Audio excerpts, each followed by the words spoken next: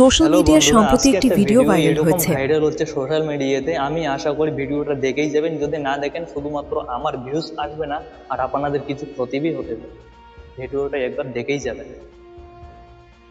আমি এই কথা বলতে যাচ্ছি যে কিছু মানে কিছু কিছু লোকেরা আছে এরকম ভিডিও বানাচ্ছে, সেরকম ভিডিও বানাচ্ছে, কিন্তু আমার এরকম কিছু আশা ছিল না।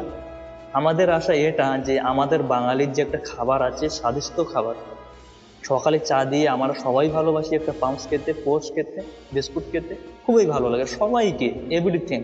আমাদের বাঙালির জন্য আমি নিজেই একজন বাঙালি, আমি নিজেই জানি কীরকম আমাদেরকে খাবার ভালো লাগে। ঠিক আছে, তো দুজন ছেলে একটা পাউচ বানাচ্ছে, ক্রিম পাউচ। আপনারা নিজেই দেখতে পাচ্ছেন ওখানে না একটা প্লাস্টিক রয়েছে, না একটা বক্স, আর না একটা টেবিল। ওখানে কিছুই নেই, ভালো একটা রাখার মতো তো একটা জায়গা চাই। জায়গা না হলে কিরকম করে ভালো থাকবে খাবারটা, বল। সামনে একটা খবর এসেছে ওনার নাকি বেকারি বন্ধ করতে হবে। খুব ভালো হয়েছে। ভালো এটা যে ওনারা নিজেই কনফিউজ হয়ে গেছে যে আমরা যে ভিডিওটা সোশ্যাল মিডিয়াতে পোস্ট করেছি এটা লাভের জন্য না লসের জন্য। ওনারা নিজেই হয়তো মনে মনে ভাবিয়েছিলেন যে আমরা যদি একটা ভিডিও এরকম করে ক্লিক করে ভিডিওতে সোশ্যাল মিডিয়াতে পোস্ট করে হয়তো আমার বিজনেস অনেক হাই কোয়ালিটিতে যাবে, কিছু একটা আমরা সুবিধে পাবো। তো তেমন কিছু হয়নি, বাজিটা একদমই বদলে গেছে।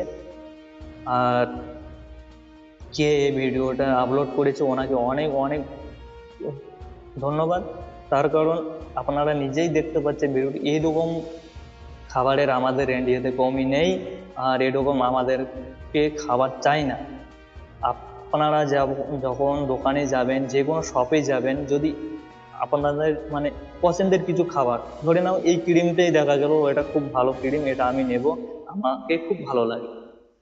নেবার পর কিন্তু দোকানদারকে অটোমেটিকলি ওকে জিজ্ঞাসা করতে হবে যে খাবারটা কোথার থেকে আসছে, কে বানিয়েছে, আর কোন বেকারির থেকে আসছে। আমি একটা ভালো কথা বলতে চাচ্ছি, এইরকম খাবারের থেকে আপনারা নিজেই সুরক্ষিত রাখুন, বাঁচিয়ে রাখুন। আর খুবই ভালো কথা, আপনাদের ফ্যামিলিকেও আপনাদের দায়িত্বে বাঁচানোর জন্য খুবই চেষ্টা করুন। এরকম খাবার না খাওয়াটাই অনেক ভালো। দরকার পড়ে নিজে বানিয়ে খান এরকম খাবার, অনেক ভালো হবে, পয়সা বাঁচিবে। ঠিক আছে।